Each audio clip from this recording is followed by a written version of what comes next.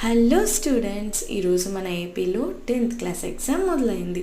So పిల్లలందరికీ చెప్తున్నా, tension పడకండి. టెన్షన్తో ఉన్నది కూడా మర్చిపోతారు మీరు, కాబట్టి టెన్షన్ పడకండి. చివరి క్షణం వరకు బుక్ని రివైజ్ చేస్తూ ఉండకండి, అవలా గుర్తొస్తాయి. సిస్టర్స్తో బ్రదర్స్తో గొడవలు పెట్టుకోకండి, ప్రశాంతంగా వెళ్ళండి.